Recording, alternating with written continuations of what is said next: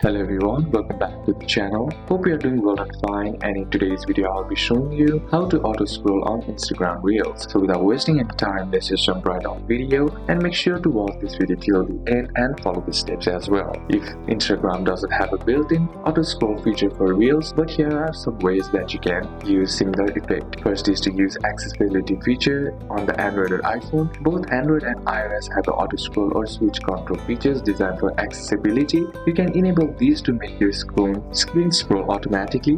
This takes some setup and works system-wide, not just Instagram. Next is to use a third-party app or macro. Here what you can do is some apps let you screen record taps and swipes like an auto tap or a mic tap. Then you can set it to swipe up every few seconds to stimulate auto scrolling reel. Be careful that third-party apps can violate Instagram terms and reach your account. So these are a couple of steps that you can apply, and that's it for today's video guys. Hope this video was useful to you. Leave a like if it did, comment down any questions that you have, and see you soon on the next one.